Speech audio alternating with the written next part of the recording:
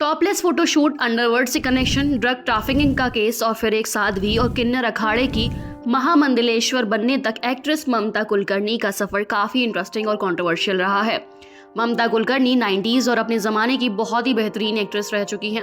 लोग आज भी राणा जी माफ़ करना सॉन्ग के लिए उन्हें याद करते हैं। वैसे तो ममता की लाइफ काफ़ी कंट्रोवर्सी से भरी रही है, बट अब एक बार फिर वो लाइमलाइट में आ गई हैं। आज इस वीडियो में मैं आपको बताऊंगी कि इस एक्ट्रेस का बॉलीवुड से लेकर साध्वी बनने तक की जर्नी और आखिर क्यों वो इतनी वायरल हो रही हैं। हम सब जानते हैं इस टाइम महाकुंभ को प्रयागराज में सेलिब्रेट किया जा रहा है और काफ़ी मात्रा में श्रद्धालु कुंभ में गंगा स्नान के लिए जा रहे हैं और काफ़ी अभी जाने वाले भी हैं। बट इस टाइम कुंभ से ज़्यादा सबसे ज़्यादा चीज़ें बाहर निकल कर आई हैं। वो हैं अलग अलग लोग जो फेमस होते हुए नजर आए, जैसे IIT वाले बाबा, मोनालिसा, साध्वी हर्षा और ममता कुलकर्णी। बट इस वीडियो में बात होगी आज ममता कुलकर्णी की, जिनके कारनामे शायद साध्वी बनकर भी इनके छुपाए नहीं जा सकते। ममता का बर्थ 20 अप्रैल 1972 को उनके फादर मुकुंद कुलकर्णी एक कमिश्नर थे। ममता की 2 और सिस्टर्स हैं। भले ही ममता के फादर एक कमिश्नर थे, बट स्टिल उनकी फैमिली काफ़ी सिंपल लिविंग थी। जैसे मोस्टली एक्ट्रेस अपने करियर की शुरुआत में मॉडलिंग से करती हैं, उसी तरह ममता कुलकर्णी भी अपने करियर की स्टार्टिंग में एक मॉडल थी।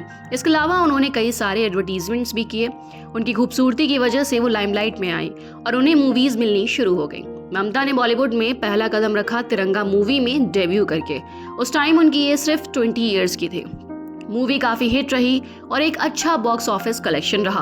फिर अगले साल उनकी नेक्स्ट फिल्म आई आशिक आवारा, जिसमें उनके अपोजिट काम किया सैफ अली खान ने। इस मूवी ने भी काफ़ी अच्छा परफॉर्म किया और उसी साल ममता को film fair award for lux new face के लिए अवार्ड भी मिला। फिर उन्होंने एक के बाद एक हिट मूवीज़ देनी शुरू की, जैसे क्रांतिवीर, वक्त हमारा है, सबसे बड़ा खिलाड़ी और करण अर्जुन। करण अर्जुन ने न सिर्फ ममता का बल्कि शाहरुख खान और सलमान खान दोनों का करियर चमका दिया। लेकिन ममता के करियर में बूस्ट का रीजन सिर्फ उनकी मूवी करण अर्जुन नहीं थी, बल्कि 1993 में कराया गया एक टॉपलेस फोटोशूट था। स्टारडस्ट की कवर मैगजीन पर फीचर होना उस टाइम पर एक्ट्रेस के लिए एक बहुत बड़ी बात थी। पर स्टारडस्ट ने खुद ममता को फोटोशूट के लिए ऑफर दिया था, बट उन्हें टॉपलेस शूट कराना था। ये ऑफर और भी एक्ट्रेसेस को दिया गया, जैसे माधुरी दीक्षित, जूही चावला, बट उन्होंने टॉपलेस शूट करने से साफ मना कर दिया। जब ये बात ममता को पता चली तो वो काफ़ी ज़्यादा शॉक्ड हो गई, बट वो खुश भी थी क्योंकि उन्हें पता था अगर वो टॉपलेस शूट कराएंगी तो उनका करियर अपनी ज़ेनिथ पर होगा।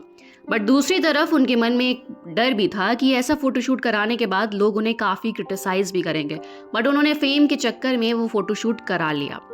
बाकी बॉलीवुड के एक्ट्रेस ने उनके इस काम को काफ़ी पसंद किया, बट लोगों ने उनके अगेंस्ट आंदोलन करना शुरू कर दिया, बट उन्हें भर भर के क्रिटिसिज्म मिला। लेकिन एक दूसरी साइड ऐसी भी थी जहां ममता की फोटो ब्लैक में बिकनी शुरू हो गई थी। उस टाइम पे स्टारडस्ट मैगजीन का प्राइस जहां मात्र 20 रुपीज़ था, वहीं उस मैगजीन को ब्लैक में बेचा जा रहा था 100 रुपीज़ में। और हैरानी की बात तो ये है कि लोग उसे ब्लैक में भी खरीदने के लिए रेडी थे। ये टाइम वो था जब दूसरी हीरोइन बिकनी शूट से भी कतराती थी, तो वहीं ममता कुलकर्णी ने उस जमाने में टॉपलेस शूट कराया था। बट ओवरऑल ममता और मैगजीन दोनों को ही इसका फायदा मिला।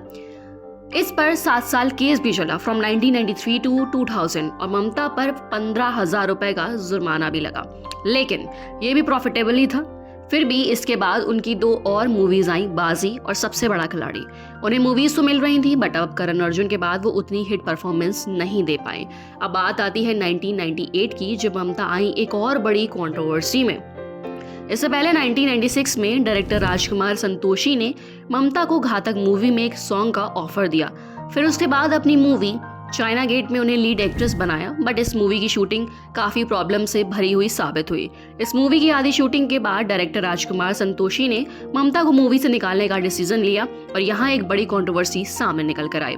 एक्चुअली 1980 से 1990 के बीच माफिया डॉन छोटा राजन के इशारे पर ही बॉलीवुड में किसी एक्टर या एक्ट्रेस को मूवीज में काम मिलता था और डायरेक्टर्स को उनकी बात माननी ही पड़ती थी।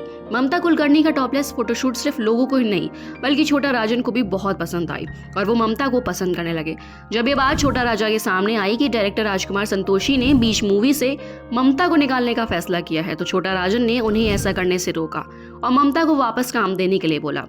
अब डायरेक्टर राजकुमार संतोषी के आगे कोई चारा नहीं था, तब उन्हें ममता को मूवी में दोबारा लेना पड़ा और ये मूवी कंप्लीट हुई। और इस मूवी ने बॉक्स ऑफिस पर कोई खास परफॉर्मेंस नहीं दी और एक एवरेज मूवी साबित हुई। इसके बाद ममता कुलकर्णी ने राजकुमार संतोषी पर मूवी के दौरान सेक्सुअल असॉल्ट का केस ठोक दिया, पर डायरेक्टर ने अपने ऊपर लगाए सारे एलिगेशंस को फेक बताया और साफ साफ इनकार करते हुए कहा कि ये सब झूठ है। ममता मूवी से कोई खास खुश नहीं थी, क्योंकि मूवी का एक बहुत ही फेमस सॉन्ग छम्मा छम्मा से उर्मिला मांटोनकर लाइमलाइट में ले गई, जहां ममता लीड रोल में थी। फिर भी उर्मिला को ज़्यादा फेम मिला। अगर बात करें छोटा राजन और ममता की, तो इन दोनों के बीच अफेयर था, ये कहना गलत नहीं होगा। हालांकि दोनों की अफेयर की बात ज़्यादा बाहर नहीं आ पाई थी, लेकिन जब छोटा राजन को इंडिया छोड़कर बाहर जाना पड़ा तो उन दोनों के बीच दूरियां आ गईं। अब इसके बाद सीन में एंट्री होती है माफिया डॉन विक्की गोस्वामी की। ऐसा कहा जाता है कि ममता और विक्की दोनों ने एक दूसरे के साथ शादी कर ली थी और दुबई में शिफ्ट हो गए। वहां ड्रग ट्रैफिकिंग के केस में विक्की को अरेस्ट कर लिया गया और ममता ने 10 साल दुबई में बिताए। ममता और विक्की दोनों ही ड्रग ट्रैफिकिंग के काम में बदनाम हो चुके हैं, बट ममता ने इन सारी बातों को झूठा बताया और कहा कि ऐसा कुछ भी नहीं है, ये सच नहीं है। इसके अलावा ममता ने कहा कि मेरी कोई शादी नहीं हुई है, क्योंकि मुझे कभी शादी करने का टाइम ही नहीं मिला। फिर साल 2016 में मुंबई पुलिस ने ममता के अगेंस्ट अरेस्ट वारंट निकाला और उन पर एलिगेशन लगा कि ममता ने 80 लाख की ड्रग ट्रैफिकिंग की है। ईयर 2000 में ममता ने इंडिया छोड़ दी थी और वो बाहर शिफ्ट हो गई थी। फिर 2015 में एक और कंट्रोवर्सी ने उन्हें एक बार फिर से घेर लिया।